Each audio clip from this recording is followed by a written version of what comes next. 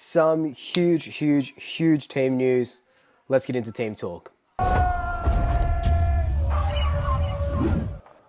The teams just dropped a couple of hours ago, a couple of hours ago for the huge elimination in July game, Collingwood Hawthorn.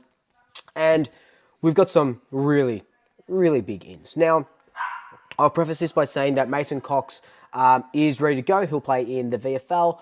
I thought he was going to play in the seniors, but I guess it makes sense with the type of injury that he had. They probably want to put minutes into his legs like they did with Dan McStay. So he'll go into the VFL, hopefully come back against Richmond next week to get that tall timber back.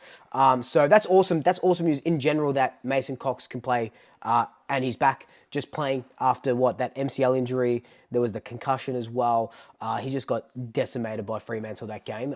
No free kicks either, so that's still pretty annoying. But so that's awesome news for him. But for the senior side, Jeremy Howe comes back. It was that sort of hamstring awareness at the start, but then it became Jared Wade said like a neural issue in his back, some sort of something to do with his the neural a neural issue in his back. I don't know, man. I'm not a scientist. I'm not a doctor. But anyway, he's back, so that's good. So that really helps us out. He's been named in the forward line, and he obviously started in the forward line a couple of weeks ago. So he'll probably stay there. I would think, unless we need a hand down back, maybe he plays a sort of defensive role in that forward line. Yeah, probably. Look, that's probably what his role is going to be. So we know last week we were very small in that forward line, with only really Kruger being there, but Elliott came back, which helped. So the inclusion of Jeremy Howe there just elevates us a little bit more. And the third guy to come in is Lockie Sullivan. We got smashed in clearances last week, and you can hear that, you can see that. For the last week or so, everyone's been talking about it. Geelong kicked 4 or 5 goals from centre clearances. Lockie Sullivan comes in because we would love Tom Mitchell in, but he's got that foot injury still. So Lockie Sullivan comes in as that wombat, that hard hitter, that high tackler. He had a fantastic game in the VFL so in the last couple of weeks. So he comes in as just that guy that's going to sort of bully his way through, stop the opposition from getting those clearances, from getting the first hands on the ball. So that is a huge inclusion. The last guy coming in, oh my, Dan McStay. It's going to be, so today is 300 days since he did that injury in the Collingwood GWS preliminary final game. When he plays, it'll be 302 days since that injury. His story is phenomenal. 33 weeks, what's that, 7.5 months or something? So obviously, but hang on, let me take it back a little bit. So he obviously injures himself in the prelim. He comes back and trains, and he's good to go, and then he does his ACL. So it's the ACL is a 7.5 month injury from his last game. I mean, it's 300 days or 302 days, however you want to sort of look at it. So to come back from an ACL in 7.5 months is just phenomenal. Right, we've seen it with Tyson Goldsack. If you saw me on Footy Abroad, I was talking about that as well with Patrick Cripps.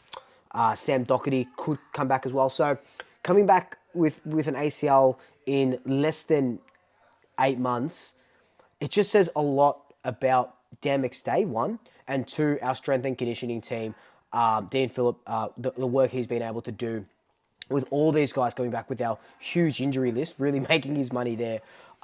So the inclusion of Dan McStay and Jeremy Howe is going to really help that forward line a lot. We know we got Nathan Kruger there, but he'll do a little bit of rucking. We'll talk about our outs in a second. But, the inclusion of just two genuine talls. So Will Hoskin-Elliott doesn't have to play tall. Jamie Elliott doesn't have to play tall. We've got genuine tall forwards finally for the first time in so long. And although, in my video I said, a couple of weeks ago, I said I would like the trident attack of Kruger, Myercheck, and McStay. We're getting Howe, Kruger, and McStay. So still a little patchworky, still a little makeshifty, but the four line is starting to take hold. And you add Cox to that team in a couple of weeks, and all we need to do is bide our time and win a few games, and we're going to be okay. So coming out of the side is Lockie Schultz with that concussion. Not much to do there. He gets concussed, unfortunately.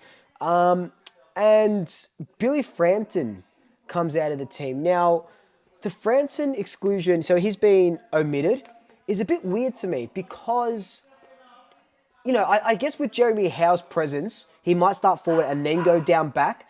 I know, Mitch Lewis, he's obviously injured at Hawthorn, so they don't have that big, or a lot of those big key forwards. Chol's down there as well. But, they flipped Sicily over to the forward line. He kicked 3 goals last week against Fremantle, I'm pretty sure. So that worries me a little bit that we're going to just be playing Darcy Moore as a full sort of defender. So I dare say that even though Jeremy Howe's named in the forward line, he probably flicks over to the back line for most of the game. I do like him in the forward line, but he probably stays in the back line, I would say. It's just, I don't know. It's just a bit of a weird one for me, especially because Frampton can second ruck, so which means to me that they're going to put Kruger as that the majority second ruck that Frampton was taking over from Darcy Cameron. And then the last one going out is Harvey Harrison, just managed, young body, still learning, the rigors of senior football, who's done incredible. Like Lockie Sullivan, needs a rest, so he'll get that rest and he'll come straight back into the team when he can. Now, the biggest inclusion for Hawthorn is actually 2. It's Jack Ginnivan comes back. So there's going to be nearly 90,000 Collingwood supporters booing him because what's going to happen. I can say don't do it, but it's going to happen because that's just what teams do. Not just Collingwood, it's what everyone does. But the bigger inclusion than that is Finn McGuinness. Now, Finn hasn't played in 2 months. They bring him back. He's had a good VFL stint. But they bring him back so he can line up on Nick Dacos. We knew this was going to happen. What more can you say? The media wants it. Everyone wants it. Tag Nick, tag Nick, tag Nick. Craig McRae came out today and said, I hope they bring Finn McGuinness in because it's going to stuff up their team pretty much. They're going to need someone when he goes back. They're going to need someone when he goes forward. It can't be McGuinness. So I hope that Nick plays predominantly off the half-back line. And I dare say that's probably why they brought in Lockie Sullivan. Can't do Nick's numbers, but it gives us another midfield body that we just didn't have in last week's team. So I want Nick to play off the half-back line, be that sort of that running half-back, that quarterback that we haven't had that in so long, and we've been so shit running out of our back line when that's used to be our bread and butter. So I think it's going to be a new look. Not a new look Collingwood team, but there's got to be a couple of magnets changed against the Hawks. And I know I said if Cox came in and all these other players that it would be our strongest team on paper in the last 8 weeks. And I still think it is pretty much our strongest team that we've fielded in about 8 or so weeks. Let me know what you think down below if it is or not. So we really, really now have no excuse but to beat Hawthorn. If we lose, that's it. She's all over. But we have no excuse, and we should win with these ins.